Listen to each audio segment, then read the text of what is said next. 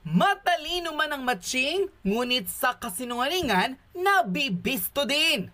Sa isang pambihirang pagkakataon, mukhang nabuko ng araw ang orihinal na plano ng ilang mga ahensya ng gobyerno para idiin ang Vice President na si Sara Duterte. Matapos ang naging controversial interview ng NBI Director na si Jaime Santiago, kung saan di umano'y pinaniniwala ang nadulas at ibinuking nito sa publiko na ang may punot dulo ng dahilan kung bakit ipinasubpina si Vice President Sara Duterte ang First Lady na si Liza Araneta Marcos.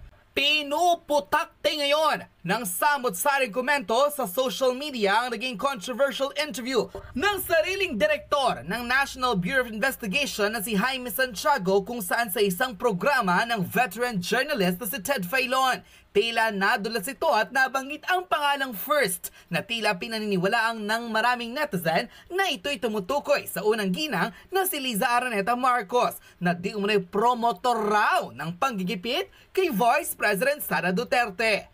Ito ang naging sentimiento ng taong bayan sa naging viral vlog ng well-known DDS na si Banat Bay, kung saan tahasan itong sinabi na mukhang mahihirapan na nga raw i-deny pa ng NBI Director na si Jaime Santiago ang mga akusasyon ng maraming netizen at kanilang suspetsya na wala raw talagang ibang taong nasa likod ng panggigipit kay Vice President Sara Duterte kundi ang mga Marcos at Romualdez, partikular na ang unang ginang na si Liza Araneta.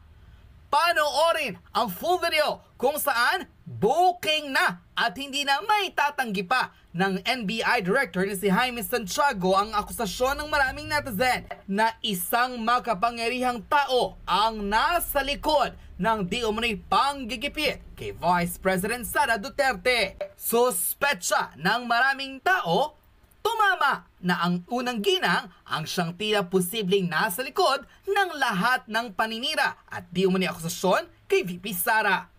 Narito't panoorin ang full video. So meron pong pagpapaliban dito po sa naturang supposed to be po imbitasyon kay VP Sara. Ito hubang December 11 na inyo pong itinakdang imbitasyon ad testificandum ay huli na po ito kung sakasakali po o meron pa hong palugit na isa pa? Depende po sa mangyayari sa December 11. Kung mayroong pasabi again si Sino? Tinatanong dito, ano yung tinatanong? Ano daw ba mangyayari? Kung sakasakali. Ibig sabihin, hindi yung nakadepende kay VP Sara Duterte ha. Pero tingnan ninyo yung kabig niya. Ulitin natin. Ito po. Malinaw na malinaw. Po sa naturang supposed to be po imbitasyon kay VP Sara. Ito hubang December 11 yung pong itinakdang imbitasyon ad testificandum ay huli na po ito kung sakasakali po. Tinanong, ito bang imbitasyon nyo? Kasi hindi nga sumipot si VP Sara nung una. Ito na ba'y huli ninyong imbitasyon kay VP Sara Duterte? So, walang yung sagot, nakadepende ho sa otoridad. Nakadepende ho kay direktor. Nakadepende ho sa boss ni direktor. Hindi ho nakadepende kay VP Sara Duterte. Pero tingnan ninyo yung sagot ni NBI Director ha? O meron pa hong palugit na isa pa? Depende po sa mangyayari sa December 11. Kung mayroong pasabi again kung may pasabi daw anong pasabi? Si Purse? Anong Purse? Sinong Purse yan? Dito booking na booking.